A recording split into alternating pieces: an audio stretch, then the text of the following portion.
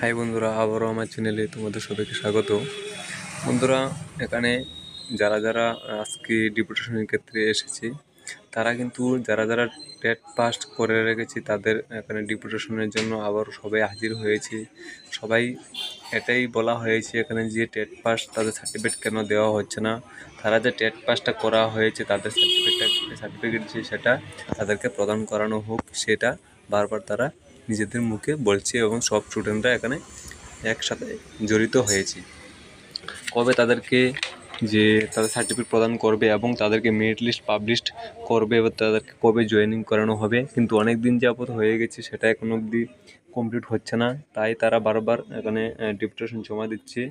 Deputation কিন্তু এর আগেও একবার ডেপুটেশন জমা দিয়েছিল, তাও কোনো কাজের কাজ কিছু হয়নি।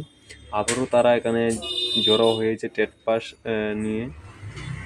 এবং তাদের কিন্তু স্কুলে বলা হয়েছে এখানে তারা যে কথাগুলি বলা হয়েছে সে কথা এখানে বলা হয়েছে যে স্কুলের টিচার কম, সেটা তা সত্ত্বেও এখানে কিন্তু শিক্ষক নিয়োগ করানো হচ্ছে না।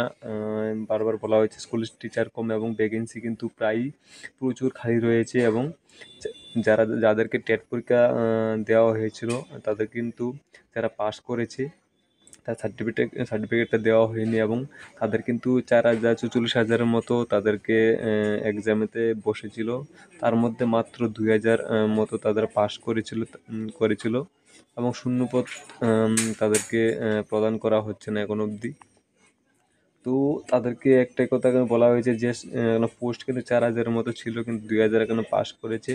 তো তাদেরকে সেখানে তাদের যে তাদের যে পোস্ট, সে পোস্টে তাদেরকে জয়েনিং করা বা তাদেরকে সিলেকশন করার জন্য তারা বারবার এই কথাই বলছে যে আমাদের বয়সও পার হচ্ছে এবং আমরা একটা আশাবাদী নিয়ে বসে আছি সেই এখানে যে পোস্টে আমরা টেট পরীক্ষা দিয়েছি তাদের যাতে খুব তাড়াতাড়ি আমাদের ভ্যাকেন্সিগুলি প্রদান করা হয়। আমাদের মাননীয় যে সরকার, মাননীয় যে আমার মুখ্যমন্ত্রী, তাদের কাছে দাবি জানিয়েছেন। ঠিক আছে, আর অনেকে কোশ্চেন করছো যে তোমাদের জিআরবিটি যে গ্রুপ ডি যে সেটা গ্রুপ ডি স্পেশাল এক্সিকিউটিভের কথা, স্পেশাল এক্সিকিউটিভটা তোমাদের কবে ছাড়া হবে সে কথা কিন্তু বারবার বলা হয়েছে।